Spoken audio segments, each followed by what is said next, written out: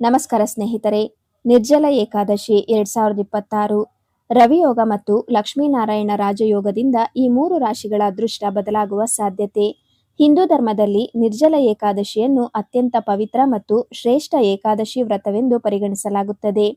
2026ರ June 25ರಂದು ಆಚರಿಸಲ್ಪಡುವ ಈ ಪವಿತ್ರ ದಿನದಂದು ರವಿಯೋಗ ಮತ್ತು ಲಕ್ಷ್ಮೀನಾರಾಯಣ ರಾಜಯೋಗಗಳ ಅಪರೂಪದ ಸಂಯೋಗ ಉಂಟಾಗುತ್ತಿರುವುದು ಜ್ಯೋತಿಷ್ಯ ದೃಷ್ಟಿಯಿಂದ ವಿಶೇಷ ಮಹತ್ವ ಪಡೆದಿದೆ.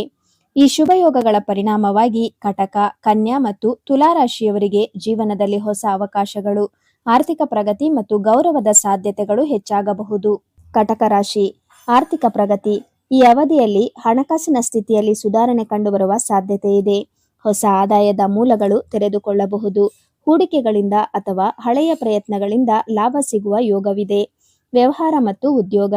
ವ್ಯವಹಾರಸ್ಥರಿಗೆ ವಿಸ್ತರಣೆ ಅವಕಾಶಗಳು ದೊರೆಯಬಹುದು. ಪ್ರಭಾವಿ ವ್ಯಕ್ತಿಗಳ ಸಂಪರ್ಕದಿಂದ ಭವಿಷ್ಯದಲ್ಲಿ ದೊಡ್ಡ ಲಾಭ ತರುವ ಅವಕಾಶಗಳು ಸಿಗಬಹುದು. ಉದ್ಯೋಗದಲ್ಲಿರುವವರಿಗೆ ಮೇಲಧಿಕಾರಿಗಳಿಂದ ಮೆಚ್ಚುಗೆ ಸಿಗುವ ಸಾಧ್ಯತೆ ಇದೆ. ಸೃಜನಶೀಲ ಕ್ಷೇತ್ರದಲ್ಲಿ ಯಶಸ್ಸು. ಕಲೆ, ಸಾಹಿತ್ಯ, ಸಂಗೀತ ಹಾಗೂ ಮಾಧ್ಯಮ ಕ್ಷೇತ್ರಗಳಲ್ಲಿ ಕಾರ್ಯನಿರ್ವಹಿಸುವವರಿಗೆ ಹೊಸ ಅವಕಾಶಗಳು ಮತ್ತು ಜನಪ್ರಿಯತೆ ದೊರೆಯಬಹುದು.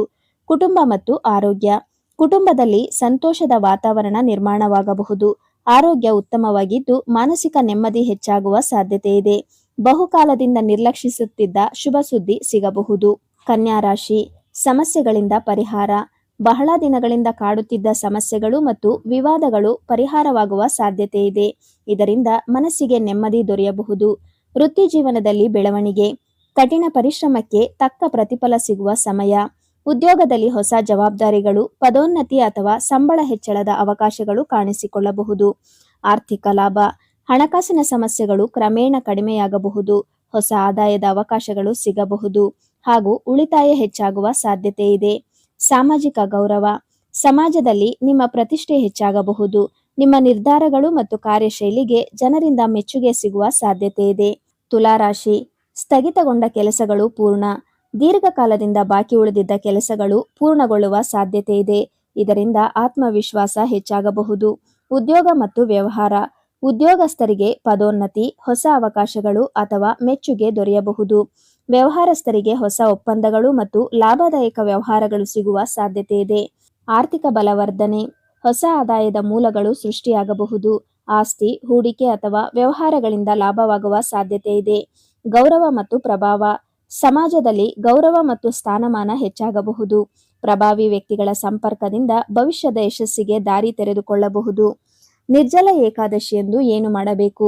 ಶ್ರೀ ಮಹಾವಿಷ್ಣುವಿನ ಪೂಜೆ ಮಾಡಿ ಓಂ ನಮೋ ಭಗವತೆ ವಾಸುದೇವಾಯ ಮಂತ್ರ ಜಪಿಸಿ, ದಾನ ಧರ್ಮ ಮಾಡಿ, ತುಳಸಿ ಪೂಜೆ ಮಾಡಿ, ಸಾಧ್ಯವಾದರೆ ಉಪವಾಸ ಆಚರಿಸಿ.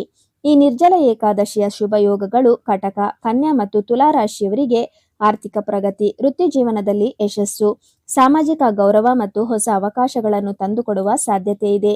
ಈ ಮಾಹಿತಿಗೆ ಒಂದು ಲೈಕ್ ನೀಡಿ, ಶೇರ್ ಮಾಡಿ. ಇಂತಹ ಉಪಯುಕ್ತ ಮಾಹಿತಿಗಾಗಿ ನಮ್ಮ ಚಾನೆಲ್ ಅನ್ನು ಸಬ್ಸ್ಕ್ರೈಬ್ ಮಾಡುವುದು ಮರೆಯಬೇಡಿ.